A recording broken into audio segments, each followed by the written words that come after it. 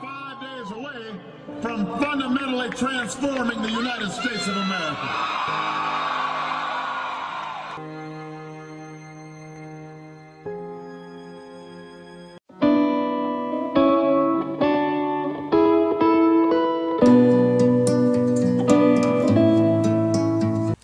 Hello and good morning, everybody. So today's topic is something that derived from a post my daughter had posted on her Facebook.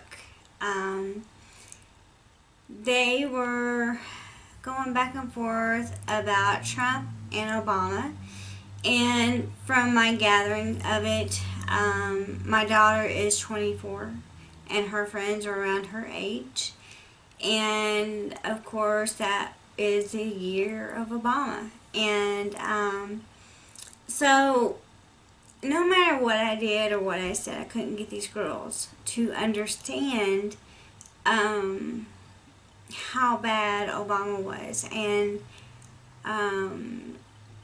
now we have Trump, and he knows what he's doing, and you know, the other countries aren't messing with us anymore because we have a president that has balls, not a president with jingle bells, and they still haven't fallen yet.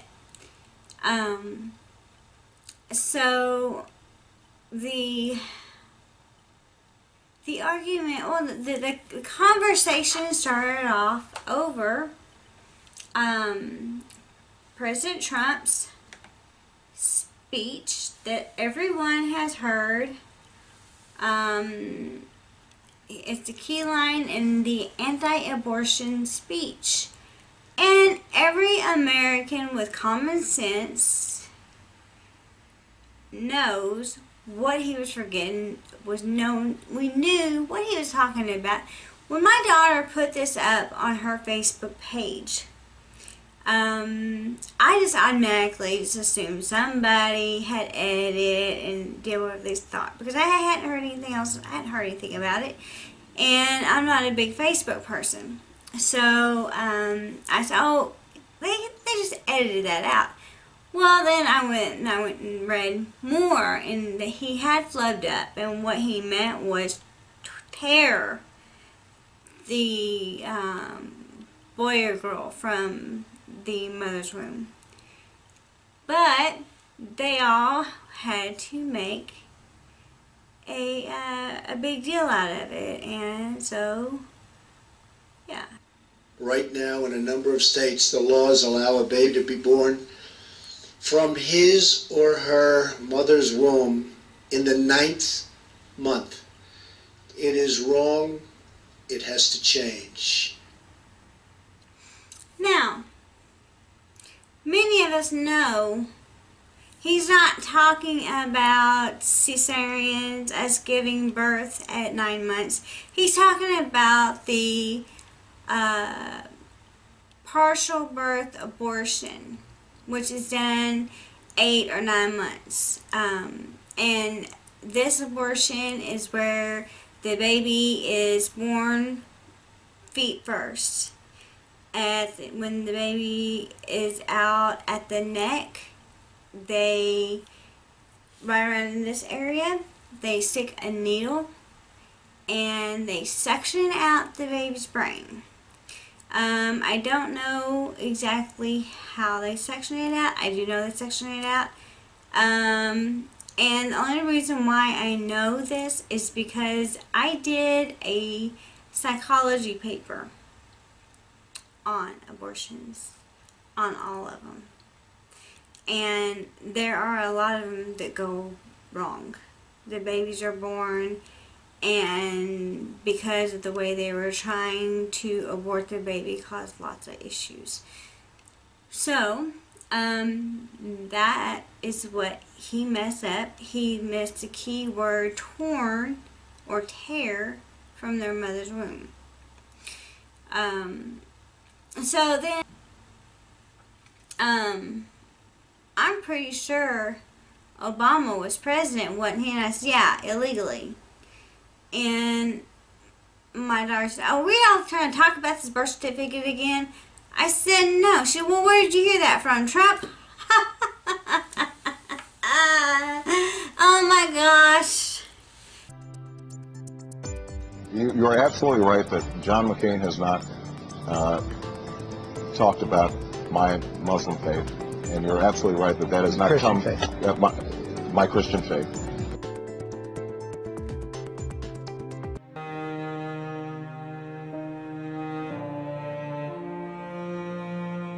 Everybody and anybody knew anything about his birth certificate has somehow, some way, managed to die. So, with that, let's get on with this vlog. So, as I said, it all stems from the speech he gave at the anti-abortion clinic. Instead of saying babies being torn from his or her wound at 9 months, he just said babies being born from his or her mother's womb at 9 months, and it has to stop. And he's just speaking of late-term abortions. What amazes me, though, is how many people still worship Obama. He did absolutely nothing for anybody. I remember watching, I don't remember when it was. I don't remember if it was after he got his second election. But they did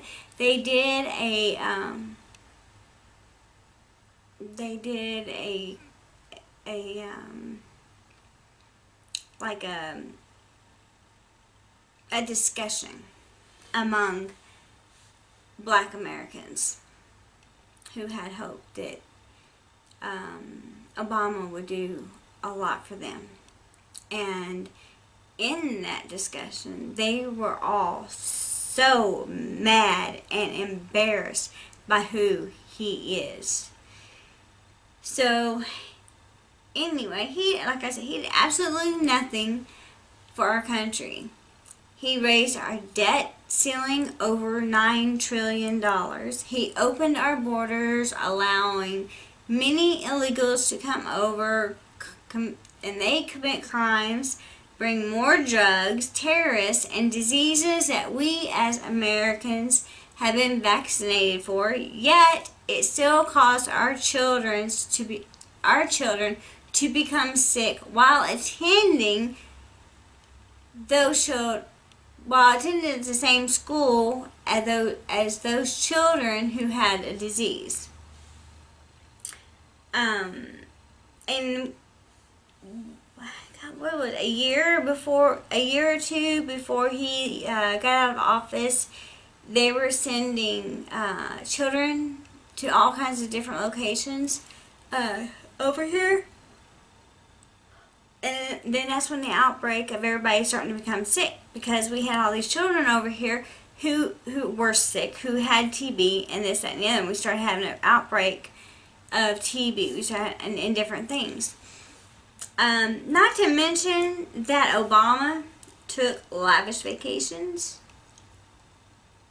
Hold on, I'm keeping myself over here on track. Obama took lavish vacations, his children taking friends with them on these vacations, Michelle's mom also included. Times got bad, he was found on a golf course. Obama's first political experience was as a US Senate from Illinois. He was a US Senator from 2005 to 2008. When his term would be over, he wasn't going to run again for senator. He had his eyes on a bigger prize, and guess what that was? The United States President. Obama, like so many, had to run his campaign and take donations from people from all over the United States and even some from another country.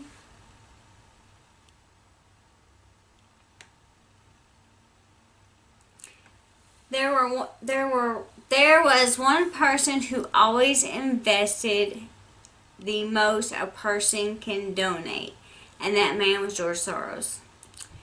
He taught Obama everything he knew.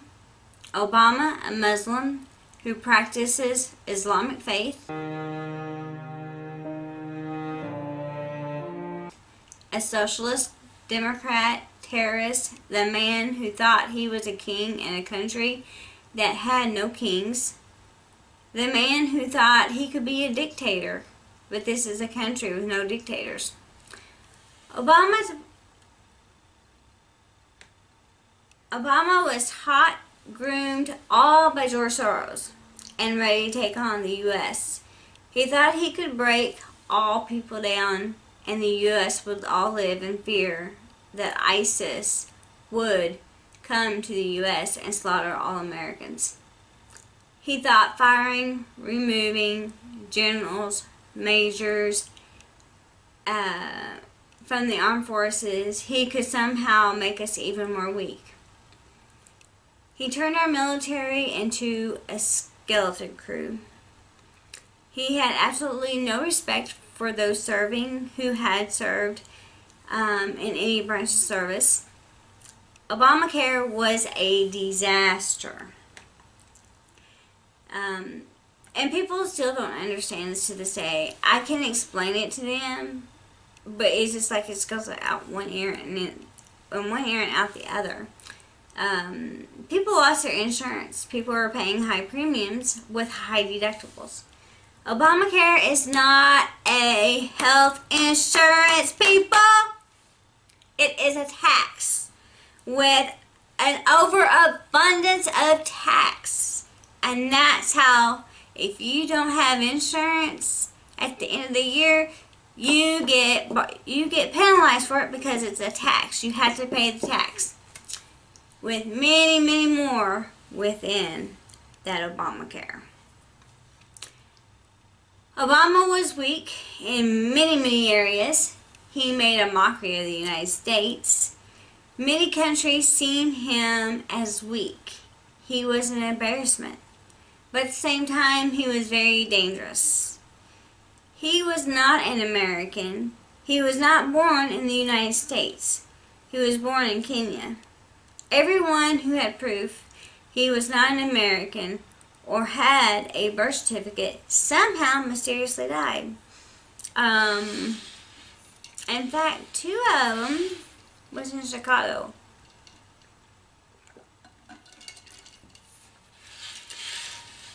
George Soros. He had a direct connection with Obama during his run for Senate, for a Senate seat. Remember the one that was given to him by the communist Alice Palmer, who also was friends with Hillary Clinton.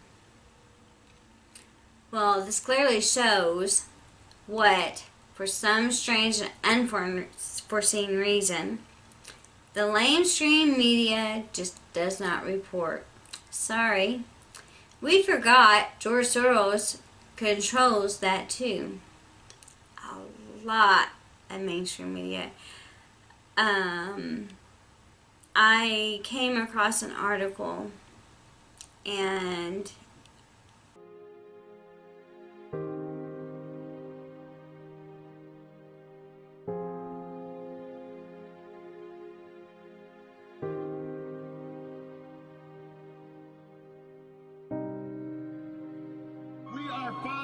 away from fundamentally transforming the United States of America.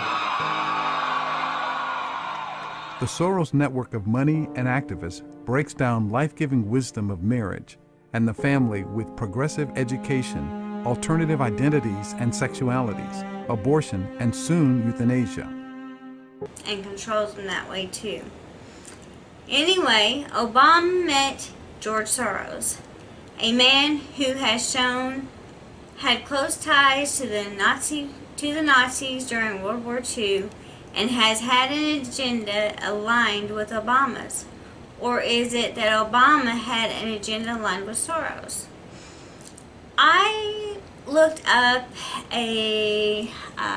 you know how you can go online and you'll just type in something and it'll come up, you know, with all kinds of different things. And one of them was Media Matters. And the writer was somebody that is a reputable writer. And he wrote an article on or in Media News, and they said that it was debunked, it wasn't true and all that. Well, guess who owns Media Matter? You're right, George Soros. So if anyone had actually been paying attention, history was repeating itself while Obama was in office. And George Soros has unlimited funds to get these things done. In order to slowly poke away at our rights, Obama was writing executive orders left and right. There would be something else going on to occupy our minds while he's changing the laws. And if you think back about it, there'd be a riot, there would be shootings, there would be ball games, parades, there would be something else going on, and then all the while he's over there with his pen in his hand writing executive orders. So, you know, you guys need to remember this. In order to slowly poke away at our rights, Obama was writing executive orders left and right, giving people welfare checks, TNAF, Medicaid, free phones, Section 8, free dental care, and the list goes on. And honey, it wasn't just for the American people, it was for the refugees, illegals here in the United States, that's eating and decaying the American way. Hillary Clinton. When Hillary Clinton decided to run as a presidential candidate, again, George Soros donated as much to the campaign as any one person can. And he did this to ensure a win against Trump. And also, this is interesting too, because, Hillary swore that the count couldn't possibly right. If you remember, they read through it and it didn't matter. It was Trump still won for the presidential election and wanted a recount. However, George Soros is very good at messing with campaigns, votes, and outcomes. Changing their name to Soros, the family moved to England, where George studied at the socialist London School of Economics. Through his quantum fund, he amassed wealth by influencing events, elections, and currencies in Asia, Russia, and Europe. He's gotten in trouble in other countries for rigging votes. So while they're playing on President Trump for rigging the votes, and Putin and Trump, all along it was Hillary and Soros, and the whole thing was American people didn't want her in office, and she just really didn't win, and she just knew she was shoo-in, but she wasn't. People think that, oh, I'm gonna do this, and she couldn't. And after decades of collaboration with the Clintons, George Soros is now the chairman of Ready for Hillary PAC. We have been given an extraordinary blessing, and at this moment in time, our country needs us. And we need people like George Soros, who is fearless and willing to step up when it counts.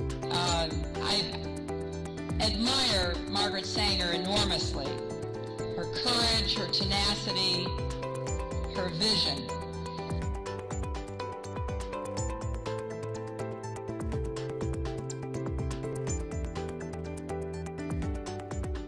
So, now we're at Bill Clinton. During the time Bill Clinton was in office, he also sought advice from George Soros. During this time, Soros took a trip and Hillary accompanied him. And I'm not exactly remembering where they went. They went over, I want to say Africa or Sudan or Somalia. They went to a third world country, and I'm not sure for sure which one it was. Now, here's some information on George Soros. George Soros was born in Budapest, Hungary. Last month, he brought the First Lady with him for a look at some of the projects his foundation is funding. This is Mr. George Soros, and he's going to be helping the hospital. This year, Soros plans to give away almost $500 million around the world. He was born in 1930. His father, Tivador, was a successful lawyer. Mother, Elizabeth, had a thriving silk shop. He came from a very well-to-do family. His father was a POW before and after World War I. And Soros was 13 years old in March of 1944 when Nazi Germany and attending schools by the Nazis, and Soros and the other school children were made to report to the Judenrat. I'm not sure if I'm pronouncing that right. It's the Jewish Council, which had been established during the occupation. Soros later described this time to writer Michael Lewis.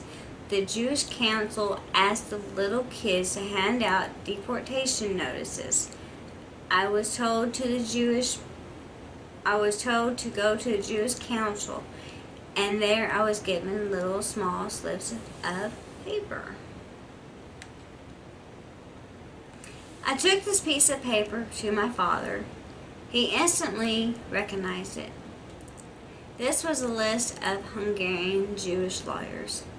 He said, "You deliver these slips of paper and tell the people that if they report, they will be deported." Meaning to meet their fate. Soros did not return to that job. His family purchased documents to say they were Christians, thereby allowing them to survive the war. Later that year, at age 14, Soros posed as the Christian godson of an official of the collaborationist Hungarian government's Ministry of Agriculture, who himself had a Jewish wife in hiding. On one occasion, rather than leave the 14-year-old alone, the official took Soros with him while he inventoried a rich Jewish family's estate. Not only saved his immediate family, but also many other Hungarian Jews. His father created thousands of fake documents to get as many people out as he could. Some could pay, others what they could, and the rich as much as they could afford or had. Soros saying that was his father's finest hours. He would later write that 1944 had been the happiest year of his life, for it had given him the opportunity to witness his father's heroism in 1945. Soros survived the siege of Budapest, in which the Soviet and German forces fought house to house through the city. In interviews later in life, Soros would say that his parents were non-observant Jews and cautious about expressing their religious background. In March of 1944, Nazi Germany occupied Hungary to prevent the country from making its own peace with the rapidly advancing Western allies.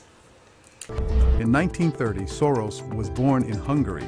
George's role model was his father, Tivadar Schwartz, who sold information about fellow Jews to the Nazi regime. It was actually probably the happiest year of my life, that year of German occupation. Now this is just a bit of 60 Minutes, and this is on the Media Matters. And this can't be a lie because I've actually got the 60 Minutes clip that I'm going to be playing in this video. But here's just how some of this went. De Salsa, for 60 Minutes, he says, "You would go around confiscating the property of the Jews and turning it over to the Nazis, right? And how did you feel, and how can you feel good about that?" And Soros goes, "I don't feel bad about that at all," he goes. "Let's remember that if I didn't do it, somebody would do it, right?"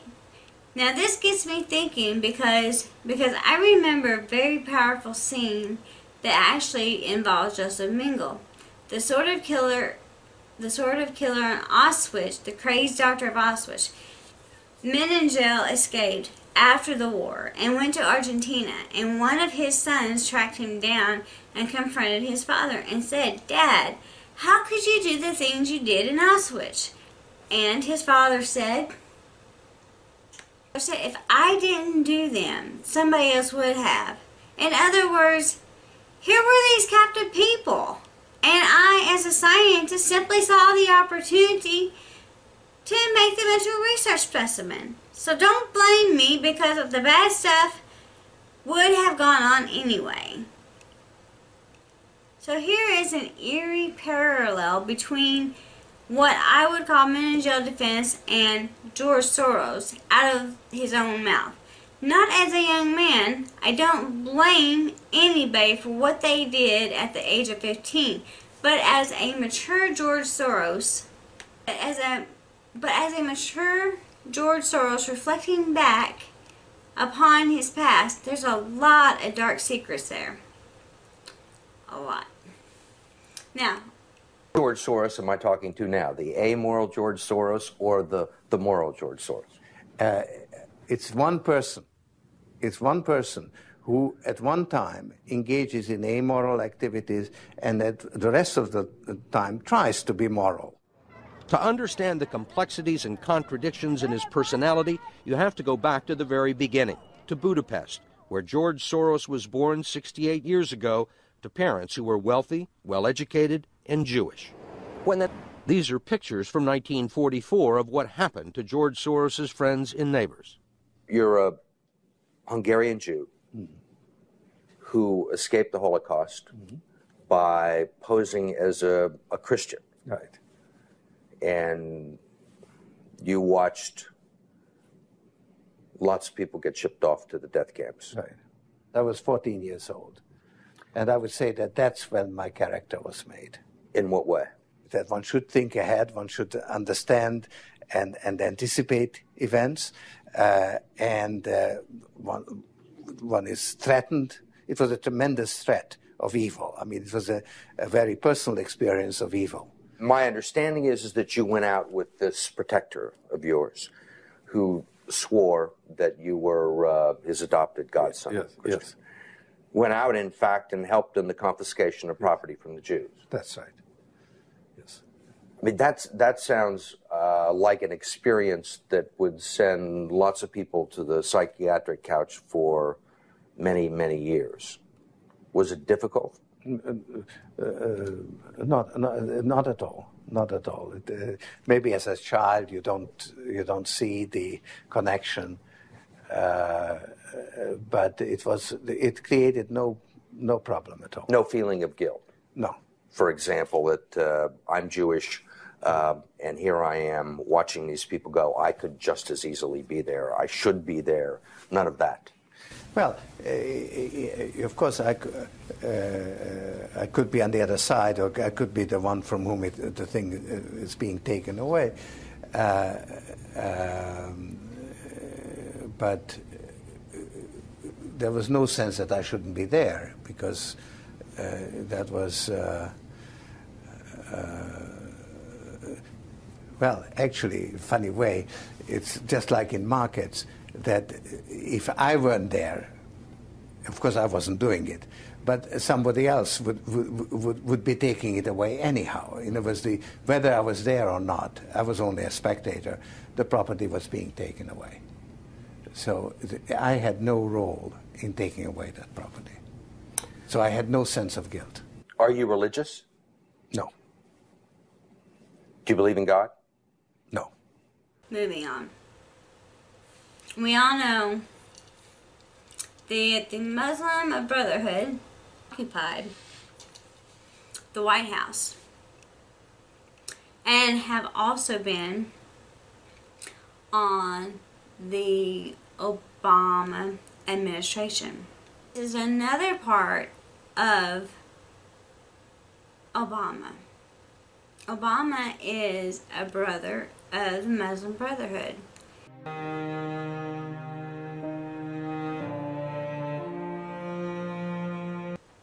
The Muslim Brotherhood was funded by Adolf Hitler, and they fought by him and with him in World War II.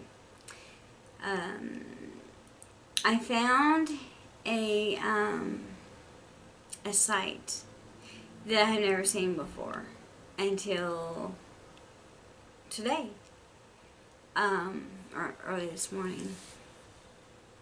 And so I'm going to see if my tablet is ready to come alive, and we're going to use it in a minute. And Muslim Brotherhood's work in America is a kind of grand jihad in limiting and destroying the Western civilization from within and sabotaging miserable house. Allah is greater.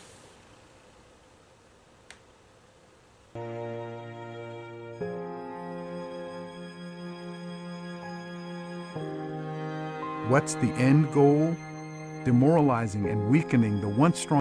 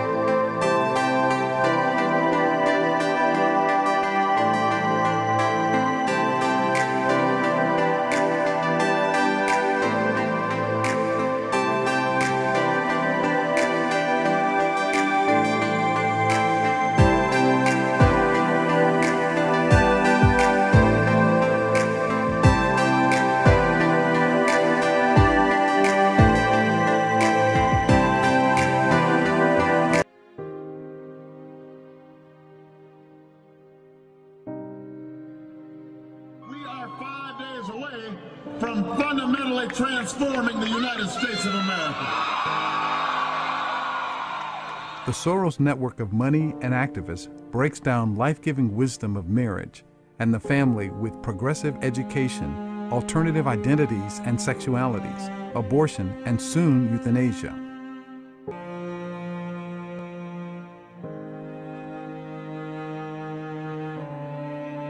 Now, after 8 years of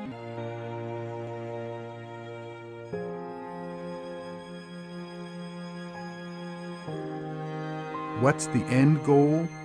Demoralizing and weakening the once strong America grows the unchecked power of a tiny global elite. I had to experiment, and it was a learning process. The first part was this subversive activity, disrupting repressive regimes. That was a lot of fun.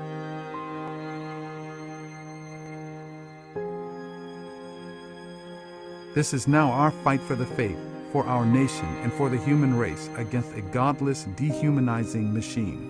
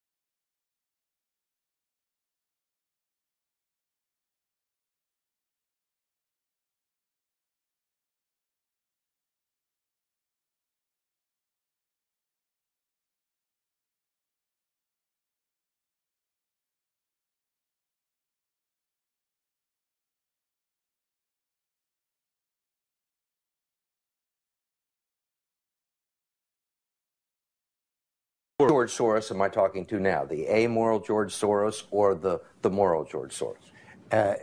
It's one person. It's one person who at one time engages in amoral activities and at the rest of the time tries to be moral. To understand the complexities and contradictions in his personality, you have to go back to the very beginning, to Budapest, where George Soros was born 68 years ago to parents who were wealthy, well-educated, and Jewish. These are pictures from 1944 of what happened to George Soros's friends and neighbors. You're a Hungarian Jew who escaped the Holocaust by posing as a Christian. Right. And you watched lots of people get shipped off to the death camps. Right. I was 14 years old. And I would say that that's when my character was made. In what way? That one should think ahead, one should understand and anticipate events, and one is threatened. It was a tremendous threat of evil. I mean, it was a very personal experience of evil. My understanding is that you went out with this protector of yours who swore that you were his adopted godson. Yes, yes. Went out, in fact, and helped in the confiscation of property from the Jews. That's right. Yes. I mean, that sounds like an experience that would send lots of people to the psychiatric couch for many, many years. Was it difficult? Not at all. Not at all. Maybe as a child you don't see the connection, but it created no problem at all. No feeling of guilt. No. For example, that I'm Jewish, And here I am watching these people go. I could just as easily be there. I should be there. None of that.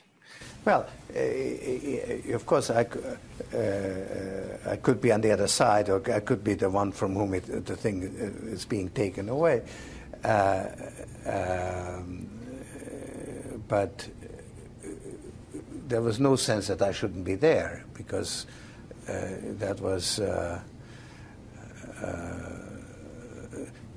well, actually, funny way, it's just like in markets, that if I weren't there, of course I wasn't doing it, but somebody else would be taking it away anyhow. In other words, whether I was there or not, I was only a spectator, the property was being taken away. So I had no role in taking away that property. So I had no sense of guilt. Are you religious? No. Do you believe in God?